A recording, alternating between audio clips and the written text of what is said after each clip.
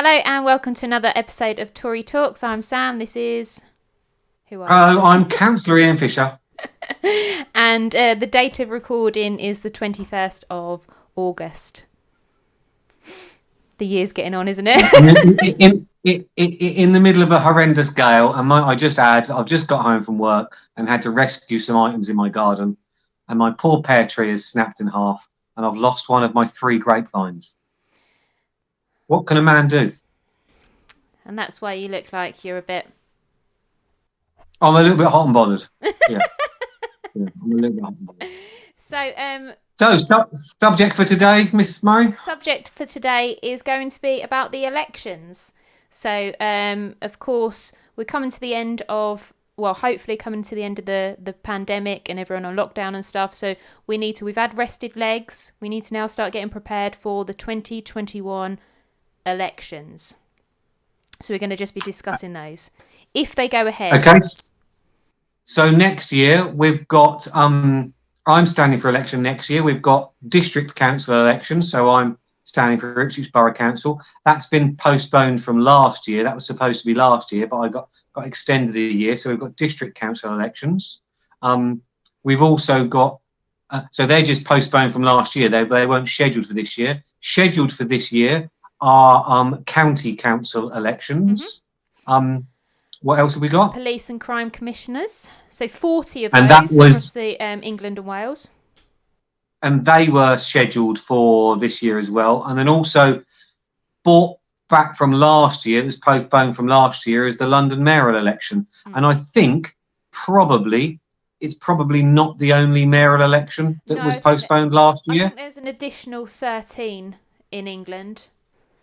Yeah, so we've got quite a lot of elections locally. We've obviously got the borough or district, county, police and crime commission, and then in your ward we've got a by-election as well. So there's a lot of... Yeah, let's not complicate things. So we've got a lot of elections going on. So now, we've all been rested. I went to this the Eastern region last night, had a speak to the chair yes, virtual thing, and Amanda Milling said, "You're rested now, let's get prepared to get back on the streets very soon, and let's start getting campaigning because the elections will go ahead next year." Well, but I am right in saying that at the moment, I know we are as a party, I think Labour are as well, we're still banned from campaigning in our normal way, aren't we? Yeah, so, she touched on it yesterday. We obviously can't go door to door. We can't go canvassing, is what they call it. So that's when we knock on doors. Yeah. So we can't do that. I know some areas are sending out leaflets already. So probably just an in-touch thing, just to keep in touch with their residents. You can do the telephone canvassing. You can do the... there are other things you can do, but obviously in Ipswich, we tend to do a lot of door-to-door. That works quite well in Ipswich. And that's probably the thing that has the most effect. So the quicker we can get back to that, the better, I think. And we've got, obviously, elections in thirds in Ipswich, which isn't common, I don't think. So elections in thirds, we've touched on this before, is that we've got 3 borough councillors per ward and then a county councillor. So we've got a rolling seat as such, haven't we? So every year one of the 3 is up for election, and then on the 4th year it's the county election. So we are campaigning all the time in Ipswich because every single year, apart from this one because of the pandemic, we've got some form of election going on. So we are kind of a well-oiled machine in comparison to others that might have a couple of years rest.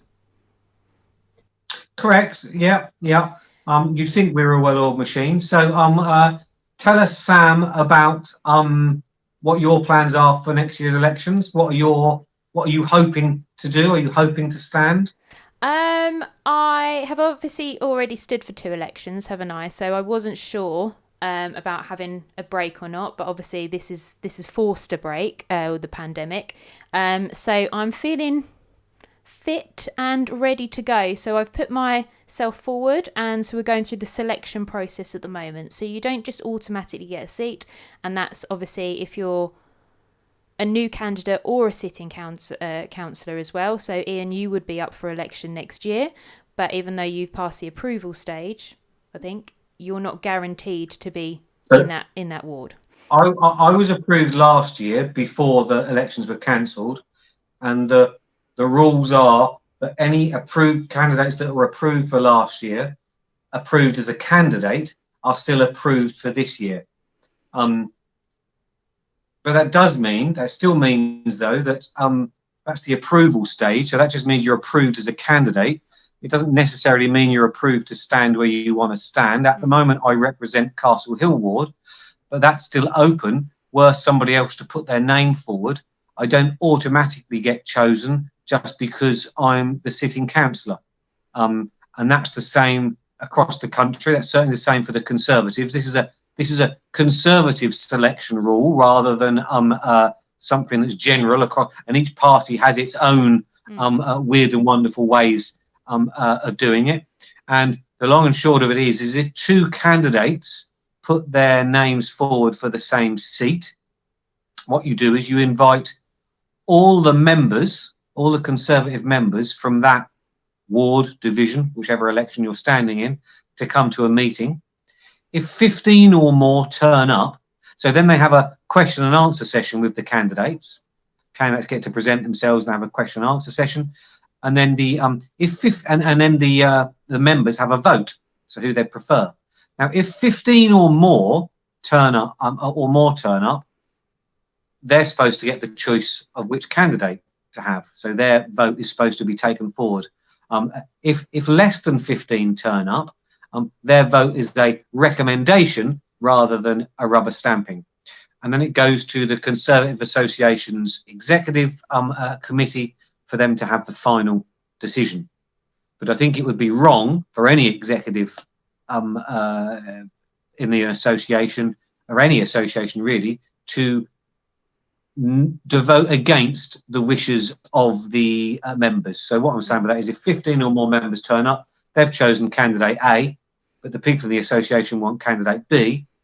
Although they'd have the authority to choose candidate B, I don't necessarily think they should do that. At the end of the day, we're there to represent those residents. If those residents have chosen a particular candidate, regardless of what the association thinks, I think they should get to have that particular candidate. Yeah, correct. And I went through that last year, that very process. There was two people that wanted to stand in Priory Heath. And so we had to do a speech and then answer questions afterwards. And then there was the vote. And I was selected last year for that. A little bit nerve-wracking. But it's the correct and proper way of doing it. And I'm glad that that is the way that the Conservatives run things. And also the fact that you can challenge existing councillors, so already sitting councillors. And I think that's a good opportunity because there are times where there is a councillor that's been in their position for many, many, many years. And if every single councillor does that, then there would be never any opportunity for any new blood to come in with new ideas. And a different perspective on things. So I think it's a good rule that you can challenge sitting councillors. So certainly in recent times, in the last couple of years, our association, when I say our, I don't mean mine and yours, I mean my association, has actually not selected sitting councillors. We had one particular sitting councillor whose record wasn't particularly great, who didn't get selected. Somebody else got selected instead for that seat. And so that's why I think that process is quite important, because it gives the electorate a chance to get the person they want rather than the person the Conservative Association wants. So what stage of the process are you in now then? So I'm at stage 1. So the approvals, which is it is just to be initially approved. So they basically test your competency to see whether you're going to represent the party in a correct and proper manner. So then once you're approved on that, then you go through stage 2, which I think is putting yourself forward for specific areas. And then it goes through there. Because of the pandemic, stage 3, which is the actual selection, the rules around this haven't actually been released by the party yet, but they are coming soon, aren't they? Another reason why all of this has been delayed is because we were waiting for boundary changes to come into place. because of course there's no point of putting yourself forward for a ward and then the boundary changes come in and that ward no longer exists or has been changed in some way. But that isn't going ahead now before the elections, is it? No, so there was going to be boundary changes for the county council, which is the tier 1 council in Suffolk, but they've been put back now to the county council elections in 2025. Why, I'm not too sure. Spent a lot of time on sorting those out. But I think the number of elections that there are next year, I think, highlight an issue that I think is quite important to raise, is that the number of different councils there are. And I think next year, because we're having district council elections on the same day as county council elections, it's going to actually highlight the rather stupidity of the system, really. The county council was obviously responsible for different things than the borough council, and quite often they come at odds to each other. Regardless of what colour party you support, quite often. So, for example, me being the Conservative group leader on the borough council, I can quite often come into conflict with the Conservative group leader on the Suffolk County Council, who is also the leader of the county council, because they might enact a policy that I don't agree with. So you get a lot of what we call, this is a political term, twin hatters, people who are both a district councillor and a county councillor. So we're going to have this strange anomaly this coming year that some people are fighting 2 elections in the same area on 2 different manifestos, which is extreme. If it's confusing for the candidate, just imagine how confusing it is for the electorate. So there are some wards in Ipswich this year that are going to have elections for, so my ward in Ipswich, we're going to be electing 2 borough councillors, we're going to be electing 2 county councillors, and there's going to be a police and crime commissioner. Now, it's very strange because usually we would win the borough council elections, the Conservative. This is an all blue ward, so we've won here for years. But because there's 2 standing, quite often that has the effect of splitting the vote. In essence, you're asking people to vote 4 times for 2 county councillors and 2 district councillors. There aren't that many people, unless they're really committed politically, will put 4 ticks in the same box, so 4 Conservatives. Whereas if these were elections we were in normal times, all these elections would be at different times. So we do risk, but again, that although that's like that for us in this area, that's like that for Labour in certain other areas. But we do risk the results being skewed slightly by there being so many elections on the same day, because it's very difficult for the public to understand who and what they're actually voting for. And it's going to muddy the water a lot. So we get frustrated on a borough level with how Labour do their campaigning here. And they always confuse the electorate by saying this, which is a county council issue. And they always fight the borough elections on the county council issues. Now we can't differentiate. I think that's going to cause a lot of confusion. I can see that all Labour will do is a big campaign purely on county issues and then just hope that everyone gets confused and they won't know the difference in the roles. Well, I must admit, this election certainly does favour them a great deal. We were on target last year. If the district elections had taken place last year, we were on target to probably gain 4 or 5 seats. Yeah. Obviously, the Conservatives were riding quite high in the polls. Labour were doing quite poor. Corbyn was still in charge.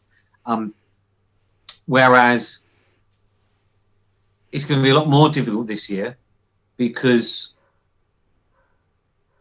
you're correct in what you say. They will not really fight a district election. They'll fight an election that isn't taking place and confuse the electorate, and that's very difficult. But that probably brings me around to that. That's one of my favourite subjects, which is devolution and getting rid of councils and getting rid of councillors. There are far too many councillors, far too many people with their hand in the trough who don't actually do anything for the money they get. So in Ipswich, we've got 48 borough councillors representing 140,000 people. In Suffolk, there are 75 county councillors representing about 700,000 people. So there are too many, and there are too many with differing responsibilities. I would prefer to have one council in every area. So whether that's a unitary council or whatever, how it's split, there's always discussion. But I think for democracy, to make sure you keep the public interested, then should be one council in each area. I agree. I wasn't really, before I started as an activist, I wasn't really fussed either way because I knew what the difference was because I'm politically minded. But now that I am an activist and I campaign, I now understand, because I'm getting feedback from the general public, of how confusing it is. No, I completely agree. People simply don't know what they're voting for. Generally on a local election, and I think that might be why we've got such a low turnout in locals. But it will be a high one, I think, next year because of how many elections there are. Whereas I think it'll be a record low, because I think regardless of how the pandemic goes between now and then, there's still going to be quite a hangover of people that don't want to come out.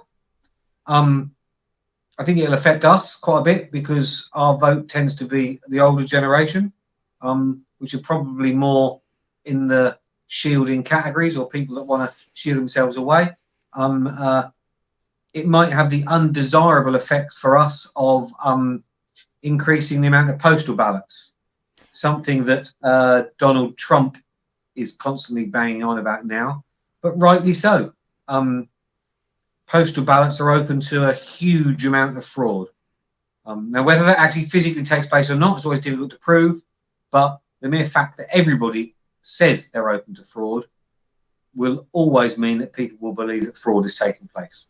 Well, this is a thing I wanted to also bring up as well, is I didn't know until I went on you get like a candidate talk, don't you? So once you're a candidate, you've got to go into the borough council and they give you a talk on what the rules are, basically, and purdah and all this stuff. But they actually said that you can, as a candidate, collect people's postal votes and post it for them.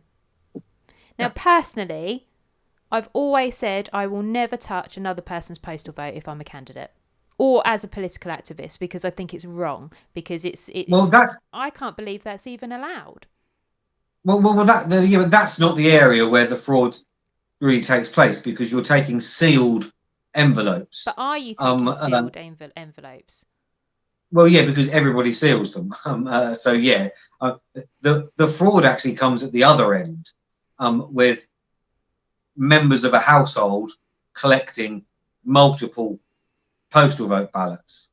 The fraud comes the other end of people applying for postal vote ballots for people they know aren't going to vote. Being an activist, it's possible to get what we call the marked registers. Yeah.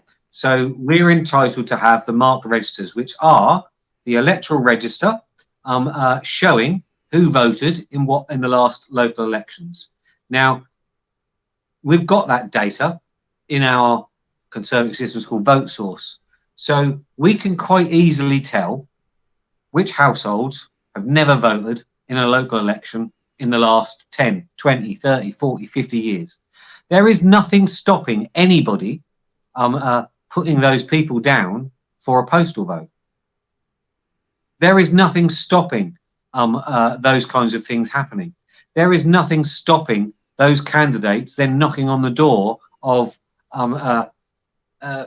people whose names they've put down and say, "Oh, I think that pretending to be a council official and inform them, yeah, well, sorry, I think something was delivered to your house by mistake. We've got to collect it in because you haven't got a postal vote." All of a sudden, they've then got blank postal vote forms. Now, as I don't think it sounds that far-fetched, but to anybody who thinks that sounds far-fetched, believe me, it happens. And it happens every single year. It happens in some areas far more than it does in others, because some types of property lend itself to this happening more than others. So, for example, this happens more openly in residential homes. care homes, sheltered accommodation, blocks of flats, blocks where there's perhaps joint letterboxes are all together because people have got access to it. It's something which does take place. So it does tend to take place in certain areas more than others.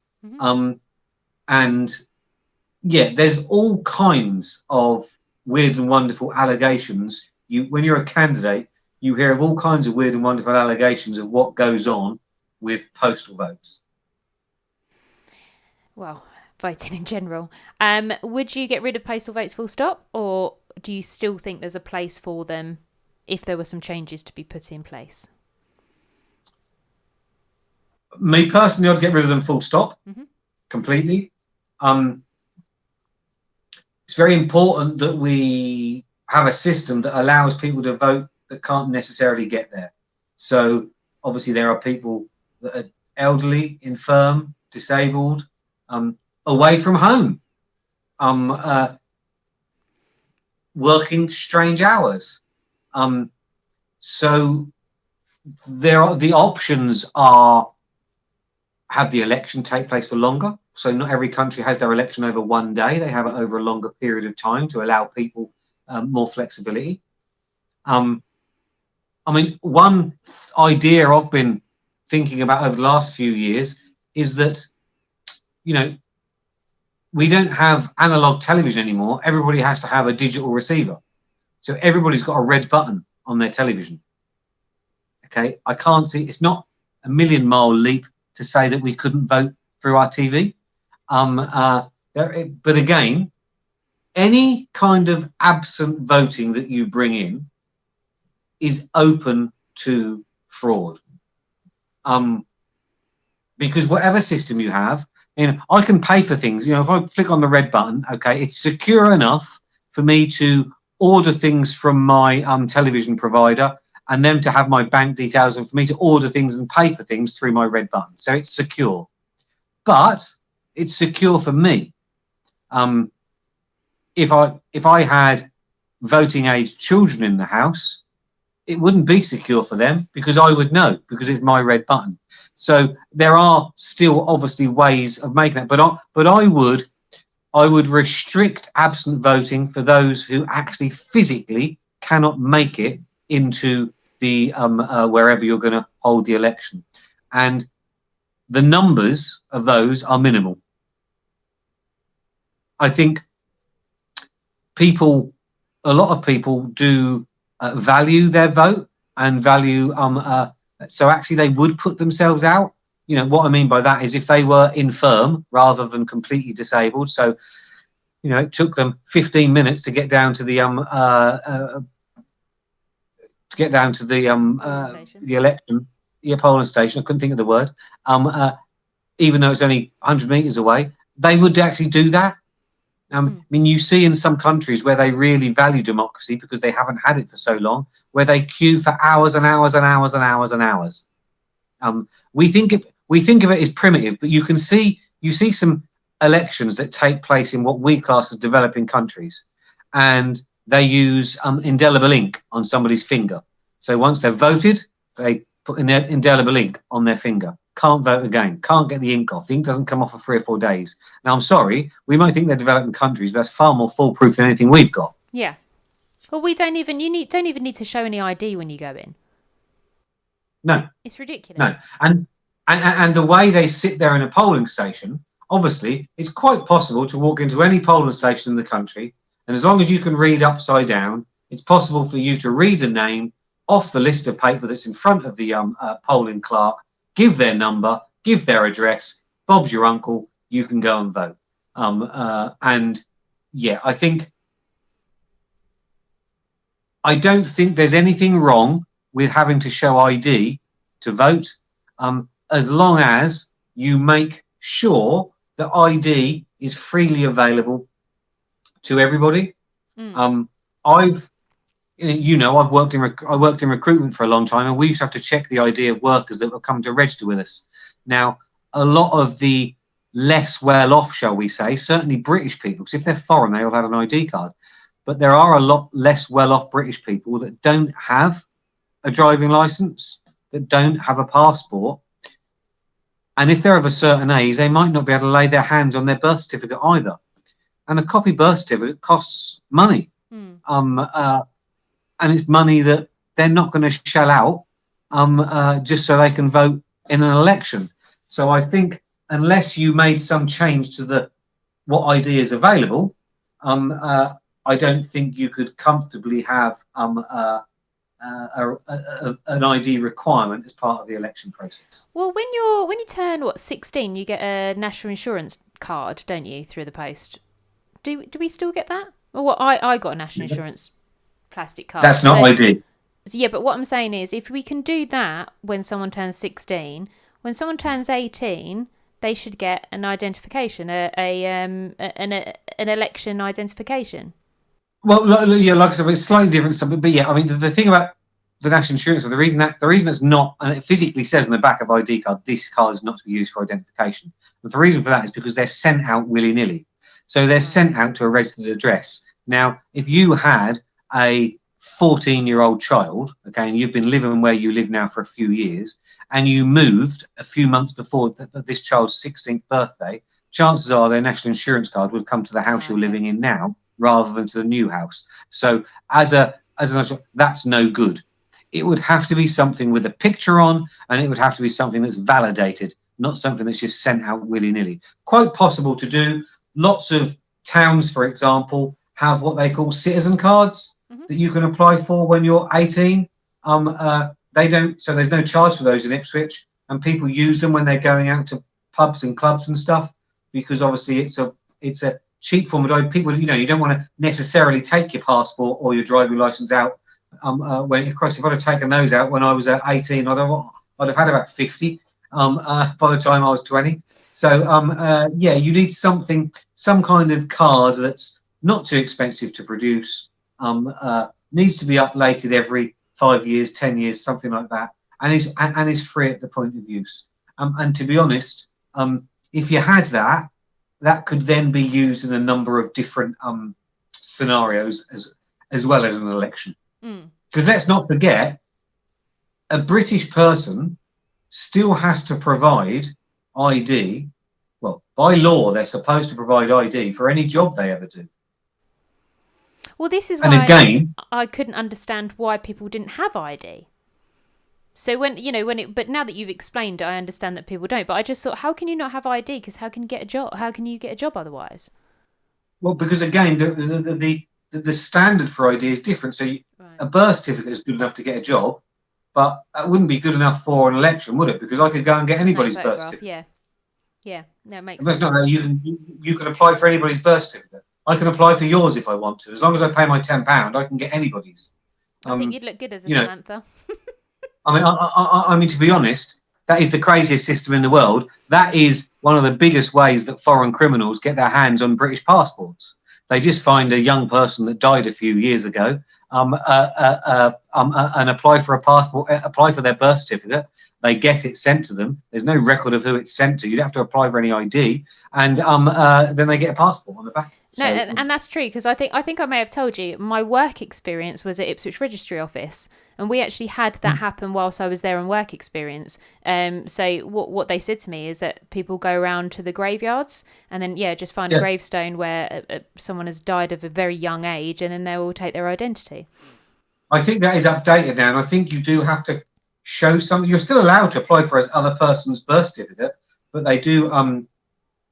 But I think now that the passport, this was when, now things are computerized. Obviously, when they apply for a passport, they check death records as well as birth records, so they should actually tell if you're using a birth certificate. So let's not give away all state secrets on a podcast. But certainly for elections, for elections, you definitely should be some mandatory kind of ID. And truth be told, there's one political party and one political party only that is really rallying against this, and that's the Labour Party.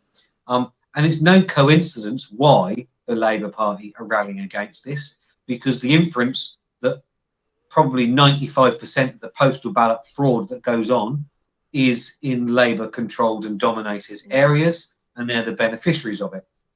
Very difficult to prove. Haven't named anybody, so I can't be held for any libel or anything like that. But that's why Trump is so against it in the States, because the equivalent of Labour in the States is the Democrats, the rough equivalent, and the inference in the States is exactly the same, that postal ballot fraud mainly favours one particular party, and that would be the Democrats. So the more you extend postal ballots, the more potential fraud there will be in an election, which isn't good. I agree. Well, certainly if you're a Conservative anyway. Yeah, we're up against it anyway. Yeah. So just to wrap up, if there are any members that are watching this that want to get involved, what's the best way to do it, do you think, to get involved? Because we're going to need many boots on the ground this election. Yeah, and it's not just in Ipswich where we're talking about here. Well, it's exactly that. I mean, I first got involved when a Conservative leaflet came through my door, and on the back of every Conservative leaflet, there's a little bit, "Do you want to help?"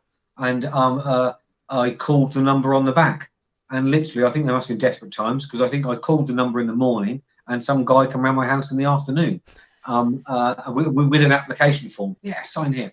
And I think if this was a Tuesday or Wednesday, I was out delivering leaflets by the Saturday. So it's to contact their local association. And the thing to remember is that there's a role for everyone.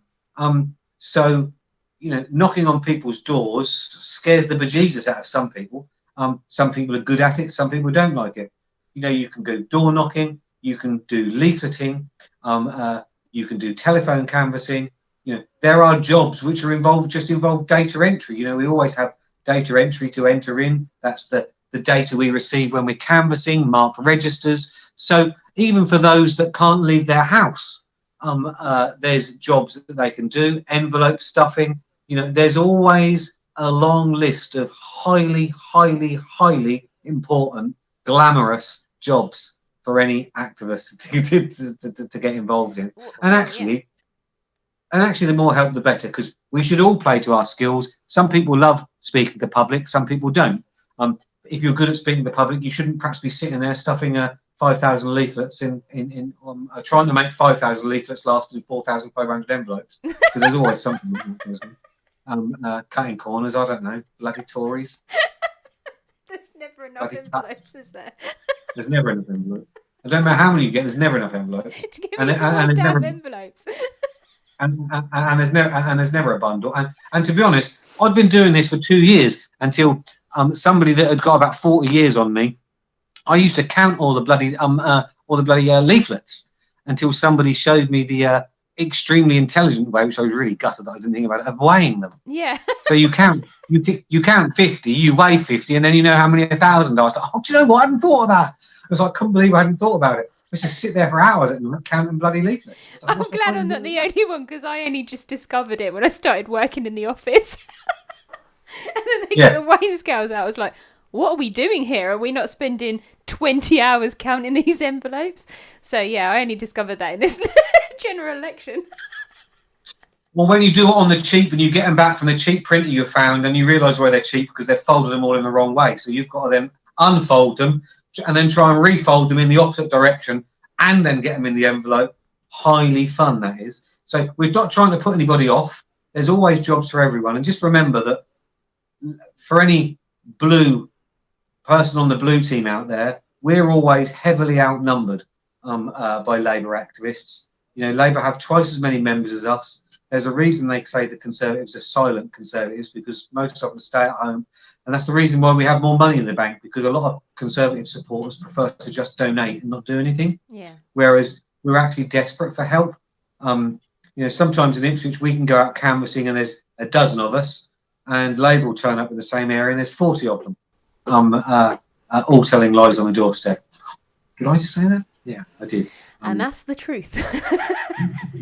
Well, to be fair, we'll be able to catch them out this year, because a lot of people have those funny doorbells, which are a godsend to anybody that canvass, because a lot of the times when you do political canvassing, perhaps 6 out of 10 doors might not get answered, something like that. But now that people answer their doors from their living rooms, on their phones because they've got one of those little cameras by the door. Everybody wants to speak to you. It's brilliant. To end this, what is your funniest canvassing experience or strangest canvassing experience? Have you had any? Yeah, several.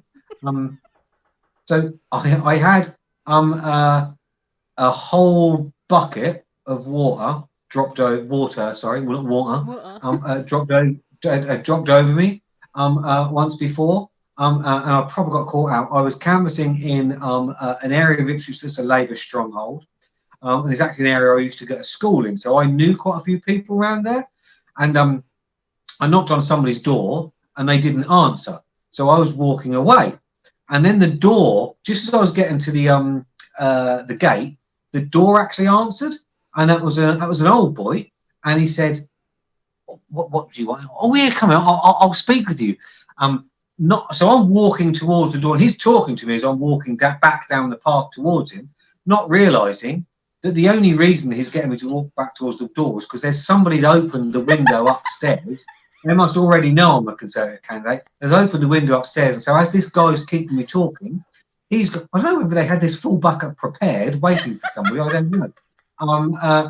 But I did my own version of the ice bucket challenge because they literally threw it all over me. And I was obviously very wet, but you know me, ever the optimist, turned round and was muttering as I was walking down the path, "I can count on your vote then." Because you never really know, to be fair. I've had, you always get 2 or 3 each year where you deliver a leaflet through somebody's door and they make a point of coming to the door after you've delivered it and either ripping it up as you're walking, or because they've got their bins, let's say, out the front garden, they'll make a point while you're still walking down the garden path of coming out, loudly ripping it up, saying, "Oh, don't like this," and throwing it in the bin, and really thinking that you're going to be bothered about it. That happens a lot. And I often canvass with a guy from Ipswich who swears blind. He does this one-hand leaflet thing. It's very bizarre. He's got the ability to get a leaflet in one hand, fold it with one hand. He lifts the letterbox with one hand and puts it through. He does everything with one hand, right? And this is bizarre for 2 reasons. One, because often you're leafleting on a Saturday morning or it's a Sunday morning. You don't necessarily want to disturb people, and when you do it with one hand, obviously the letterbox proper slaps back down again, so it sounds like you're knocking on people's doors. So he gets it a lot where he's just got to the end of the path as he's walking to next door, and somebody comes out thinking he's knocked on the door, and because he's a bit he just doesn't realise, and he's just carrying on walking down the street while he's got I think there's a succession of people think he's playing knock and run, but he also has this thing where he's constantly getting cut because he's obviously putting, some of these letterboxes are proper grabby, and he'll get a cut every time, and he swears blind that he never loses an election in the ward where he's delivering when he cuts his finger. And I'll be honest with you, it's quite weird because I've been leafleting with this guy for a few years now, and it is right. If he doesn't cut his finger, we don't seem to win a seat in that ward. It's really weird. So he's just going to cut him every time. We're not going to say his name. We're not going to say this person's name, but have you guessed who I'm talking about? Yeah, and he's amazing. Yeah. Well, I remember when I was first canvassing, someone was like, "Let me teach you how to put this through the letterbox really well." And so what he does is he's got, like, say, 20 leaflets, and then he wraps one over it to then use it to push it through the letterbox. Only this particular one had a dog on the other side, so the dog just pulled all 20 leaflets through, and then he came back and he went, "You might get a complaint at that house because we've just flooded their hallway with leaflets." But I use one of those postal sticks or a wooden spoon. Well, yeah, I was going to say, I've seen people use the sticks. I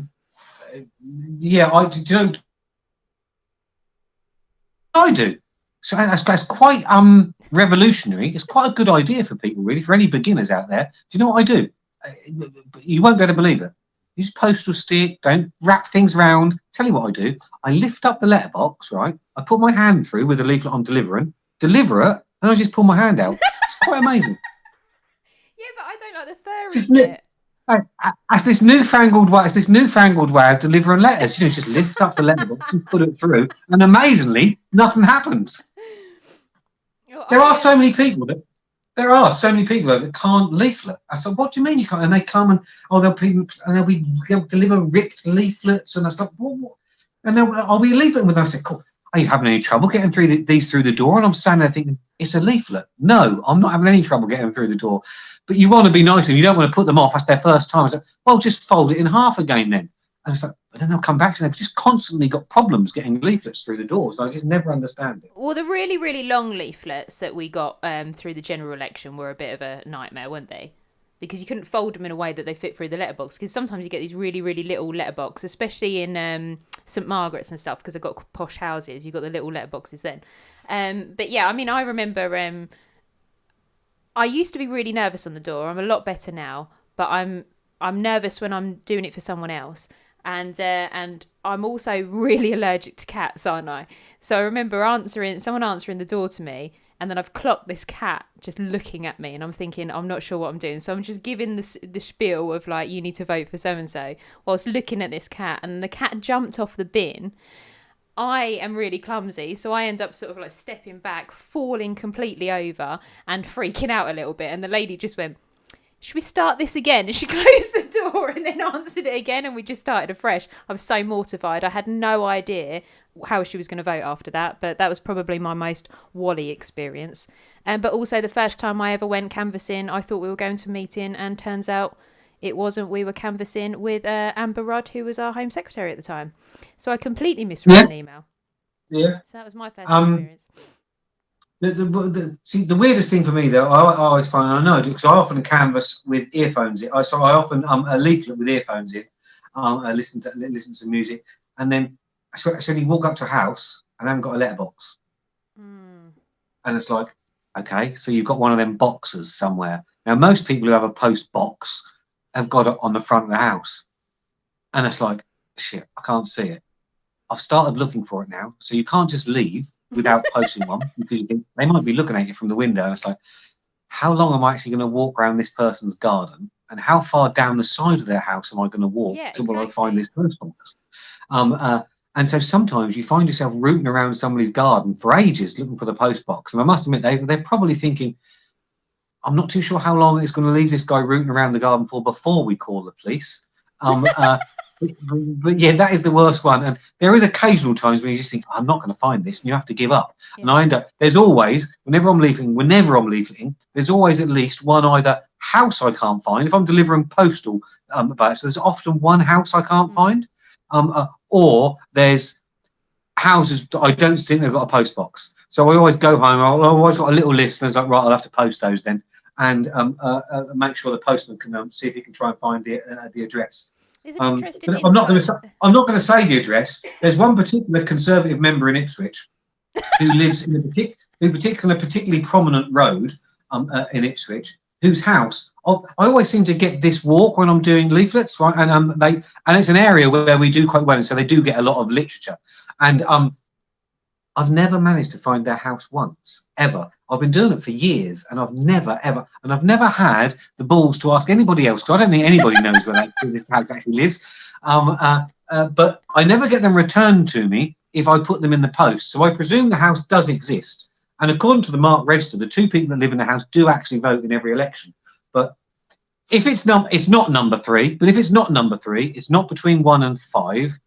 And you get some roads that go sequentially, so 1, 2, 3, 4. It's not between 2 and 4. It's not round the back of number 2 or number 1. I've got no idea where it is. No idea. We're gonna have to go house hunting. when we're off air, I'll tell you the address. But it's just bizarre. So there's just a couple of stories that we've told, which, you know, it just makes it interesting, doesn't it? It can be fun, especially if you do it with someone else as well. I don't like doing it on my own because I'm quite a social butterfly. I don't think you enjoy canvassing with me, or delivering with me, but because you like to go. I'm not personally. I'm not really fun, and you can get to know other activists within the association as well.